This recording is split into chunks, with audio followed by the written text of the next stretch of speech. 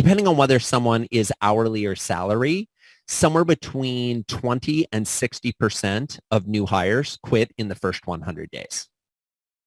I'm going to let that just sink in for a second. Whoa, hold up. Yeah. 20 to 60%? 20 to 60% of new hires quit in the first 100 days, depending on your industry and depending on their role. So we already can see the size of the problem is enormous. You have huge numbers of people running out the back door before you've even fully completed bringing them in the front door. In fact, one of the most staggering stats I came across is 4%. 4% of employees show up for the first day on the work. They do the first day at the work or, at the job. They go home that night and they don't come back for day 2. 4%. Now, here's the interesting thing and why I'm okay sharing that stat with a bunch of advisors listening in.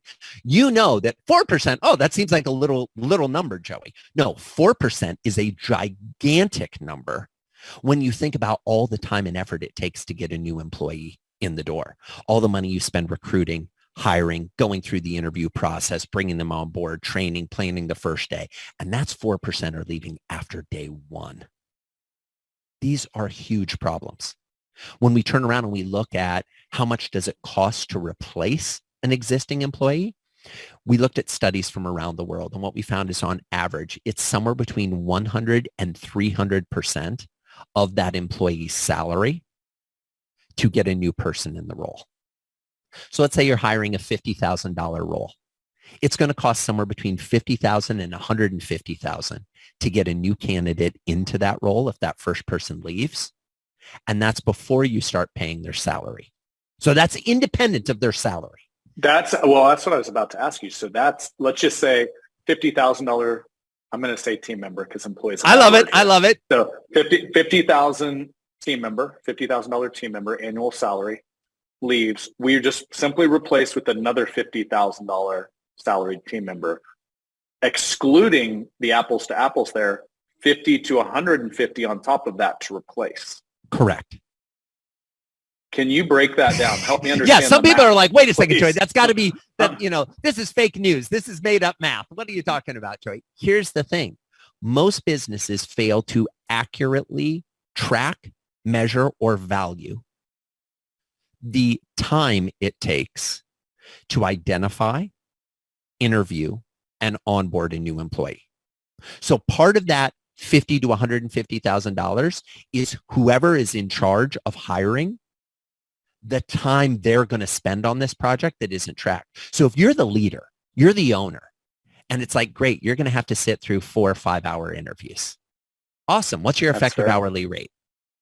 And by the way, what is the staff's rate or the team member's rate who is figuring out, okay, let's get the resumes in. Let's go through the interview process, not to mention the cost of doing advertisements, not to mention all the things that we're going to have to potentially adjust. But here's the real kicker, Brad. When we have a team member leave and other team members need to fill in the gap while we're waiting to hire that new person. This is how it works at most organizations. Hey, Brad, look, I'm really sorry that Luann resigned, but you do kind of the same job she does. So what we're going to need to do just for a while we find someone to replace Luann is we're going to need you to do her work too. You're not going to get a bump in title or salary. We're just going to need to have you fit. Don't worry. We're going to spread this across 3 or 4 of you that are kind of doing the same job. But don't worry about that. We're going to get a new person in the seat as quickly as possible. That conversation is happening in every organization on the planet every single day. But we don't stop to realize, how did that just impact Brad's productivity? How did that impact the profit of the organization and the efficiency of the organization now that Brad's energy and effort is diffused across his work as well as what was formerly Luann's work? Number 2, what missed opportunities are we getting that we could have had if Brad would have been able to be focused on what he was doing instead of doing multiple jobs? And number 3, what are we doing when Brad goes home that night and says to his roommate, his significant other, his partner, yeah, so Luann was only here for 3 weeks and she quit. What do you think that she knew that I don't know? Maybe I should be thinking about quitting too. And when we factor all these things into play, that's how we get 100 to 300% of the cost of the salary of the new hire is what it costs us to get someone new into that space. So before we've even had the conversation of who's the new person going to be, we're losing money. Last thing I'll say on this, because you know I like to geek out on the stats and on the numbers. The Department of Labor here in the United States, and we've seen this data matched globally, just in case anybody's outside the US listening to this.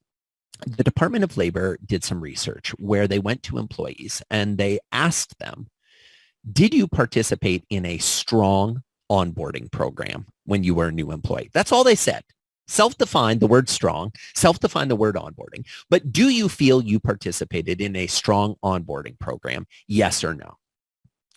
Of the people that said yes, 69% had been with that organization for more than 3 years. So this goes directly to the question you were asking.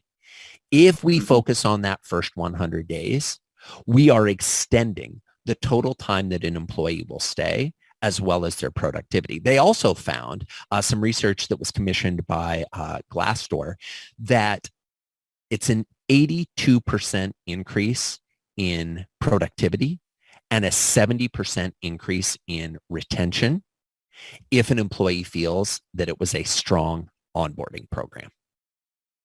So it's really about focusing on those first 100 days. You get increased productivity, increased engagement, increased retention, which as we've seen from that 100 to 300% cost metric, that allows you to weather that storm financially while also extending the relationship with that new hire.